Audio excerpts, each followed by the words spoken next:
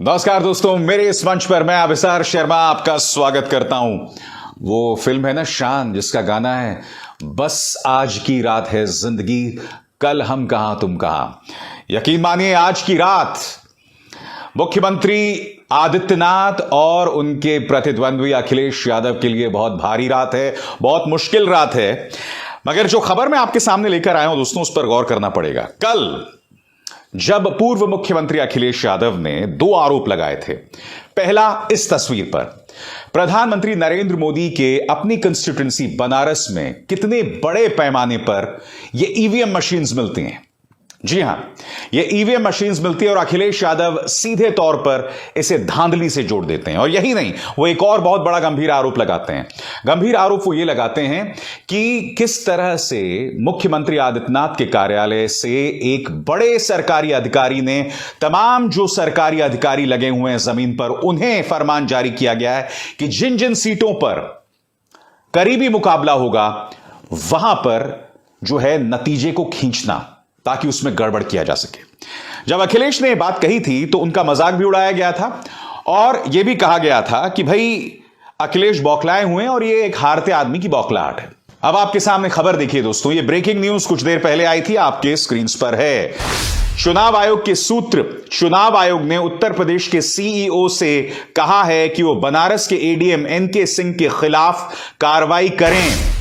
मुद्दा है जिस तरह से बगैर चुनाव आयोग के प्रोटोकॉल को, ईवीएम्स को एक जगह से दूसरी जगह ले जाया जा रहा था। यही तस्वीर हमने आपको दिखाई थी दोस्तों, और इसी के ऊपर सवाल उठाया गया था।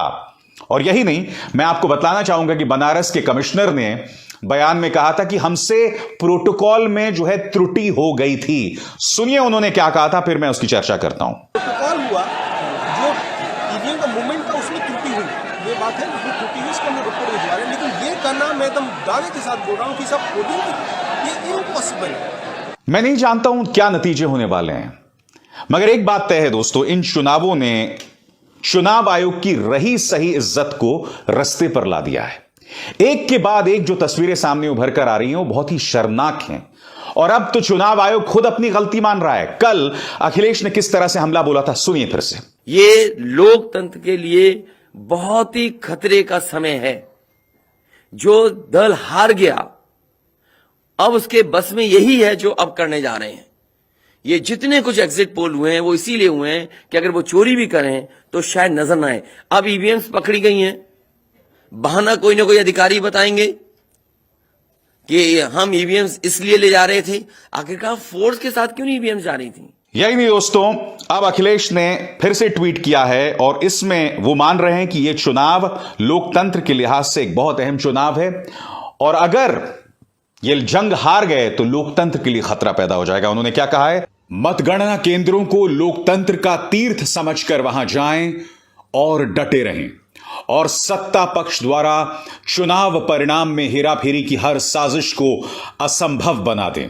समाजवादी पार्टी गठबंधन की जीत हो रही है, तभी तो भाजपाई धांधली की कोशिश कर रहे हैं। लिख रहा हूं यह सोचकर कि शायद जागेगा जमीर, बेखबर से हो गए हैं न जाने क्यों कुछ खबर नवीस। यह सीधा हमला मीडिया पर है, क्योंकि अखिलेश ने जब यह मुद्दा उठाया तो इसे किसी न्यूज चैनल ने बहुत ज्यादा तवज्जो नहीं दी। उल्टा अधिकतर न्यूज चैनल्स, अधिकतर पत्रकार उनका मजाक उड़ा रहे थे। और अब चुनाव आयोग ने खुद अपने अधिकारी के खिलाफ एक्शन लिया है। बात यहां रुक नहीं रही है, अब मैं आपको एक और खबर दिखाता हूं, न्यूज 24 की खबर। संत कबीर नगर मतगणना स्थल में लेखपाल के पास ईवीएम में लगने वाले 2 बैलेट पेपर बरामद।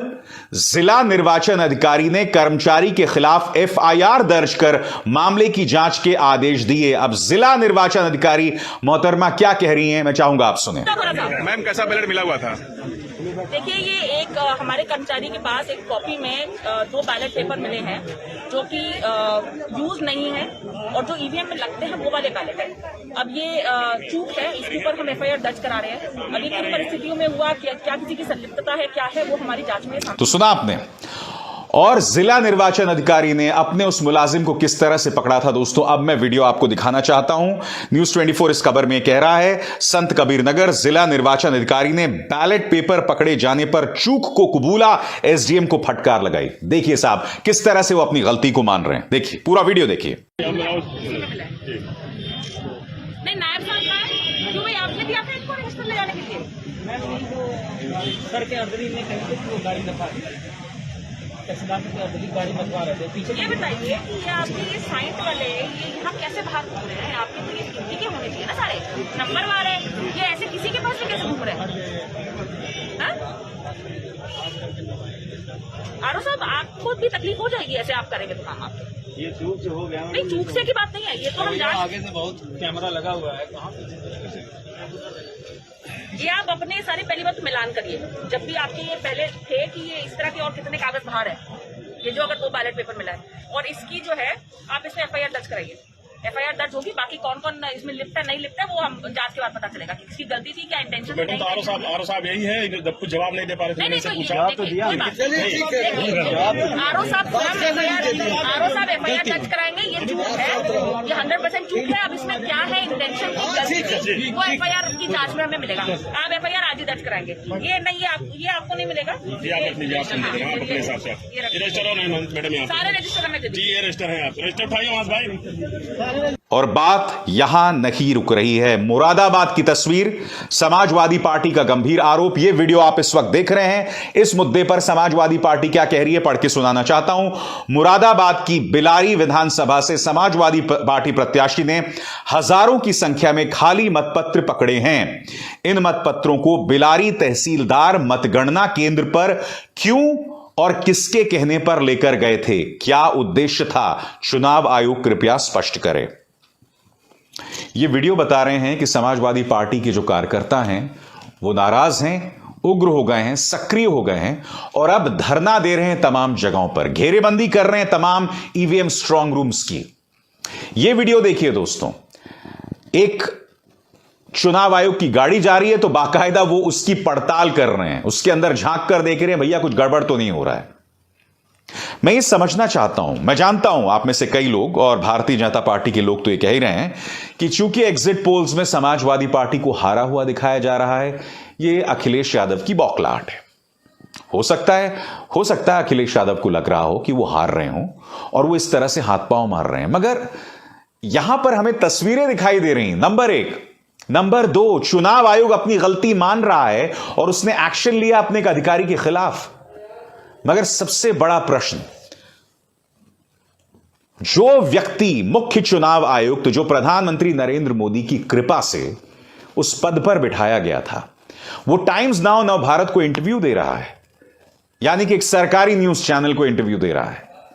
क्या इनकी हिम्मत है कि ये प्रेस कॉन्फ्रेंस करें, सब पत्रकारों के सवालों का जवाब दें, या प्रेरणा यहां पर मोदी जी से ही लेंगे?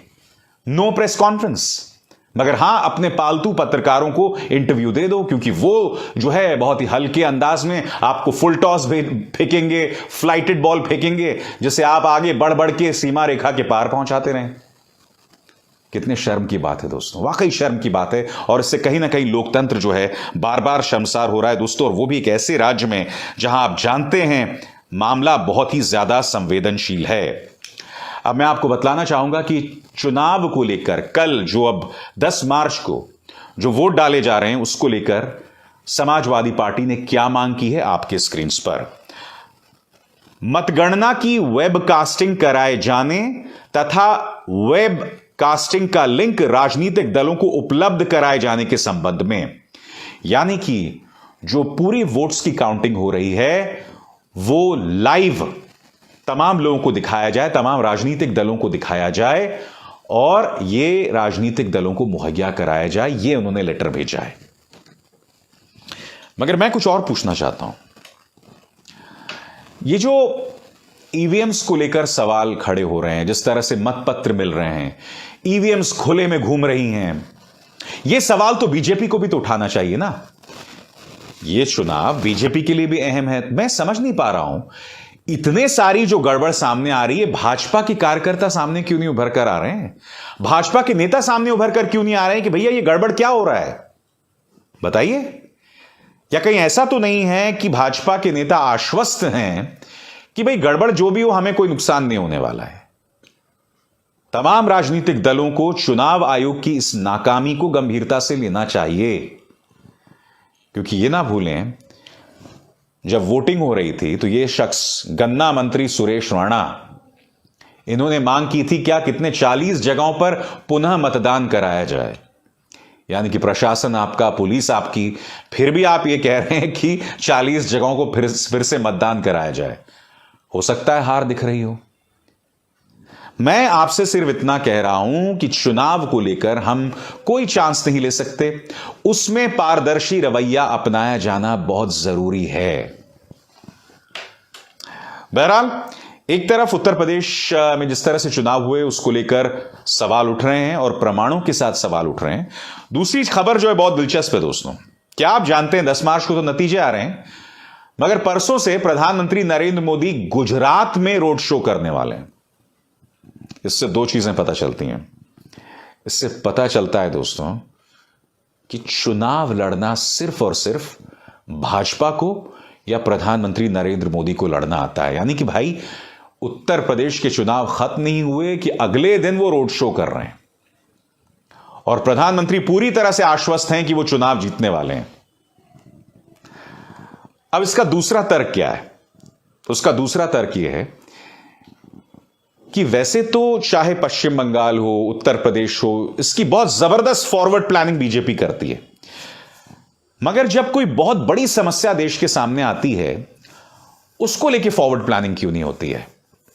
जब पहला लॉकडाउन की घोषणा की गई थी तो आपने गरीब मजदूरों को 4 घंटे का वक्त भी नहीं दिया था, आपने सब कुछ बंद कर दिया था, हाहाकार मच गया था, कोई फॉरवर्ड प्लानिंग नहीं, सड़क पर चलने को मजबूर हो गए थे।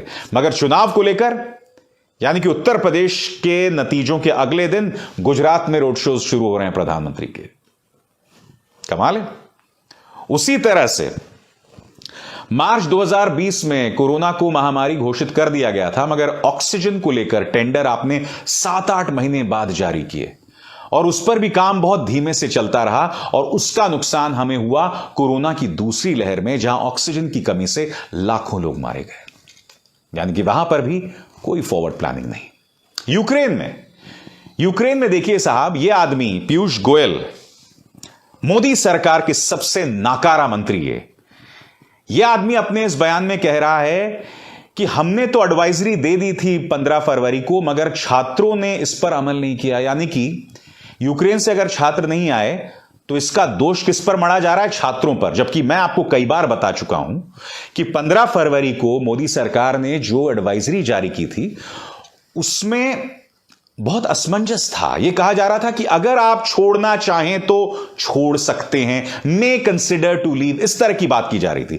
जबकि अन्य देश साफ तौर पर कह रहे थे, खासकर अमेरिका, ब्रिटेन, अन्य देश जो हैं वो साफ तौर पर कह रहे थे कि डोंट गो टू यूक्रेन, और उन्होंने कोशिशें भी शुरू कर दी थी। ये ना भूलें कि हमारे छात्र जो हैं वो मेडिकल की पढ़ाई करने गए। इस तरह के जो बड़े फैसले होते हैं, सामरिक फैसले होते हैं, वो देशों को लेना पड़ता है। यह पहली सरकार होगी जो किसी भी समस्या के लिए अपने नागरिकों पर दोष मढ़ती है। तो मैं मुद्दा आपको क्यों बतला रहा हूं कि यूक्रेन में भी जब संकट सामने था तो आपने सलीके से प्लानिंग नहीं की, और ये बार बार बता रहे हैं। मगर जहां तक चुनाव की बात है, well done Modi ji, hats off. मगर समस्याओं के मामले में बहुत पीछे। खैर, मगर इस मंच का मकसद यह है कि हम इस सरकार से सवाल करते हैं और करते रहेंगे, चाहे 10 मार्च का कोई भी नतीजा आए। इसलिए नफरती चिंटुओं, बर्दाश्त करना पड़ेगा अभिसार के सवालों को। ये सवाल तो होते रहेंगे। नमस्कार।